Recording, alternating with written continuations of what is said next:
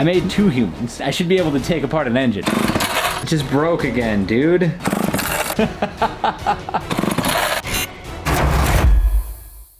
Huge thanks to LastPass for sponsoring a portion of this video. You see this chainsaw right here? It probably looks like a dirty, dusty, janky old chainsaw, and that's because it is. But it also is something much, much more. It used to belong to my dad. He was a carpenter. He passed away a few years ago, and I inherited all of his tools. He loved this chainsaw. Out of all the tools that he had, this was one of his favorites. Why? Because, well, you can chop down trees with a chainsaw.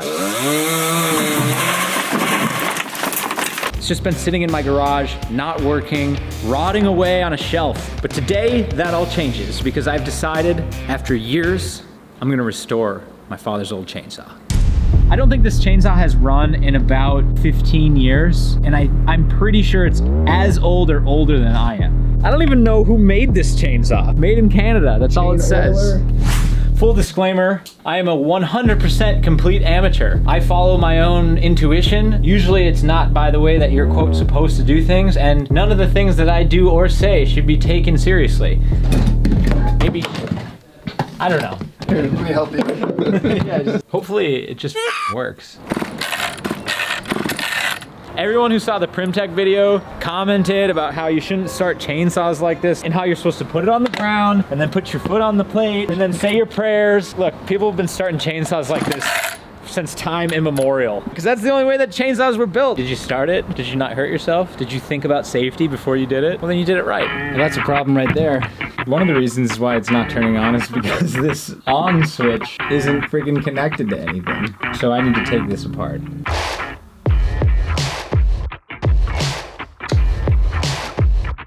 All that old sawdust, dude.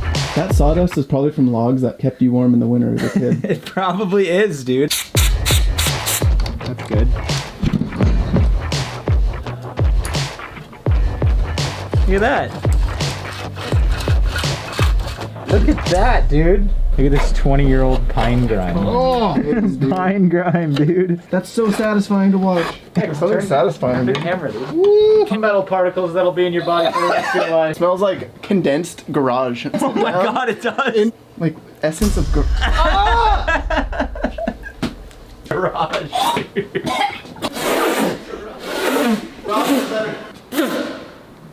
It's your own damn fault, man. There's so much pine grime. I actually should get the air compressor. This little computer duster's not doing anything for me. All right, air compressor. Do you see this spot right here? This is where the air compressor is supposed to be. And of course it's not here because things constantly get misplaced around here. Do you know one thing I'll never need to worry about misplacing again? My passwords. That's right, because this video is sponsored by LastPass. Let me tell you about it. You see, LastPass relieves the burden of remembering passwords while still allowing you to keep track of them all. So you don't have to rewrite, reset, redo, re-remember, answer questions about your grandma and grandpa. No, it just makes it all real simple in one place so you can stay sane.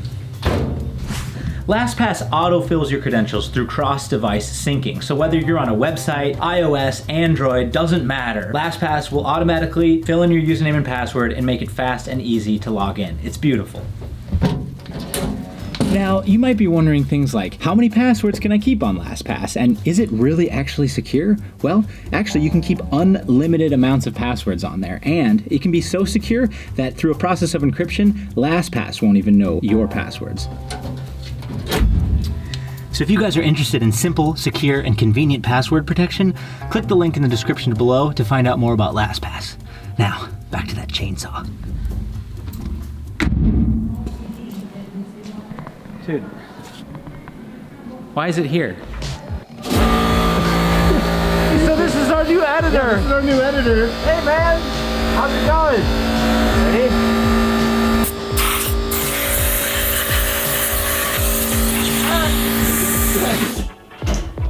I got it. I finally took this apart and got down to the bare bones. You see this little black plastic piece right there? This is the part that actually broke off of the button. And this copper clip connects to this, which then tells the spark plug when to give a spark. And I need to epoxy this piece that completes the circuit.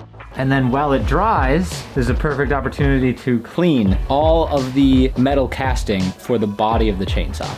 That ain't gonna come off with a screwdriver. The nice thing about metal tools with small engines, if you take care of them, they'll last a really long time. This is gonna last until the engine dies. My dad, he took really good care of his tools. That's because he was constantly on job sites. You know, all of his tools were organized, cleaned, labeled, all of that, all the time. All right, let's hose it down. I mean, that's a pretty big improvement from where we started. Look at that. All right, as you can see, the parts are much cleaner. Also, our start-stop button is currently setting. So while that finishes and these parts dry, I'm gonna go take a look at the engine. Okay. I made 2 humans. I mean, I should be able to take apart an engine, right? My only concern is that having never done this before, I don't know if I'll be able to put it all back. For those of you who are not very familiar with combustion engines, spark plugs on the top, which create a spark inside of the combustion chamber. Then the piston goes in here, goes up and down. These are to radiate heat coming from the piston going up and down. And then that causes the motor to turn. I almost just popped open the motor. I'm just gonna visually inspect this. I can hear the compression. A motor having compression is the first step to making sure that it's going to work at all. It means that the piston is causing a proper amount of pressure, which then creates the power for this to turn. Everything else runs from that. You hear that? It's got that good suction. Oh, whoa. Whoa, that's dirty. That's where the explosion happens. You want the inside of it to be butter smooth. You don't want any particles or scratches or dents or anything like that in there. That is also not good. Upon visual inspection, it looks like there's just some grime. If I clean it, put it all back together, seal it properly, it should work just fine. This too. I could have just thrown the whole chainsaw in there, dude. If this doesn't convince you that I have no idea what I'm doing, then you haven't been paying attention. All right, I cleaned off these motor pieces. They look pretty dang good. Check out the piston head. Remember that? It's good as new, dude. Doesn't even smell like garage anymore. A little bit more degreasing, new gaskets, new spark plug. The real miracle will be if I'm able to actually put it back together and have it work. All right, day 4, working on the chainsaw. The trigger is finally cured and functional. It seems so simple. First things first, I have to put this back together, then put it back on. Everything else goes on around it. That's it. Everything is back in. We have no extra parts lying around. Let's fill it up with some gas. Let's go fire this up. Yo, Nick.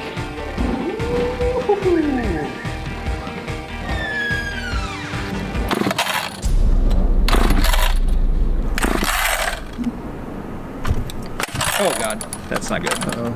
You just keep hearing scratching. That's not good. That's the piston going. So you have to be more stubborn than it. He brings up a really good point. In order to get a chainsaw to start, you need to be more stubborn than the chainsaw. Longer. God, you hear that slipping? Now you're speaking its language to it. It's like, oh. So true. Come on, chainsaw.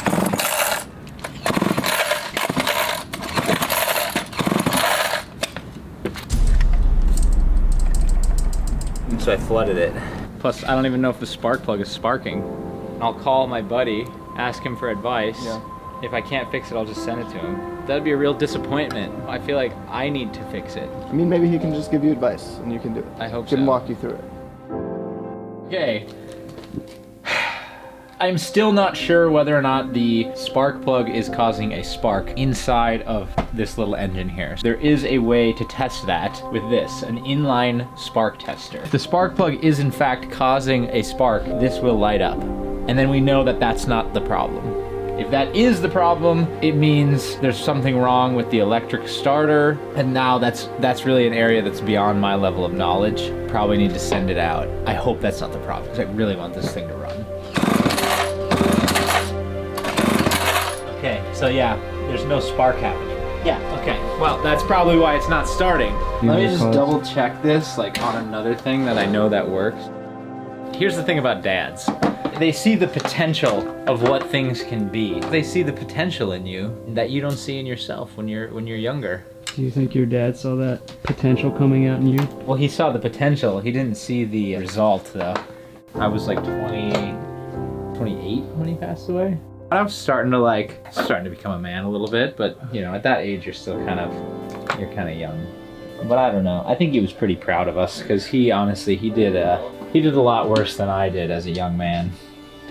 So we know the tester works. I just need to verify that in fact I'm not getting any spark. Ah, God damn it.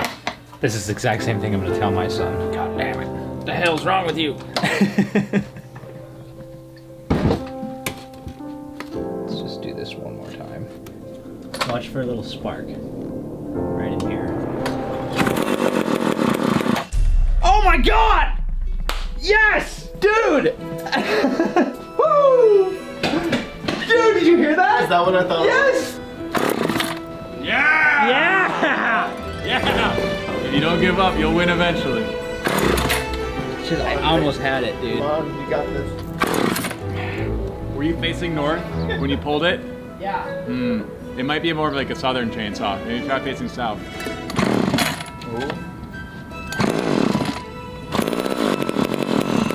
Oh! Oh!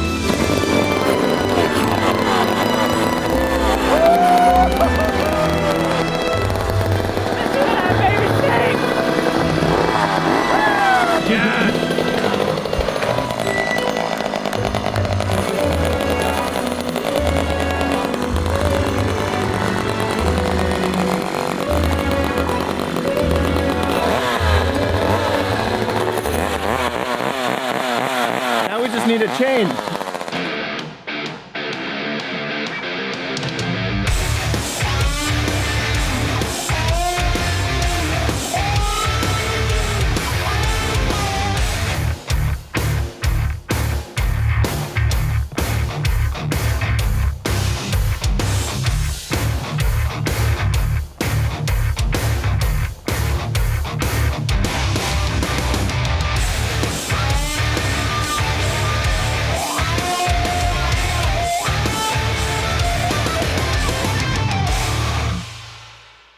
Everyone in the studio, I'm gonna make them their own spirit animal out of wood. Eagle. Because you're a spider monkey. I'm a spider, yeah. I will make you the best version that I can of that animal out of wood with a chainsaw. Oh wow. What's Billy's gonna be? A dog.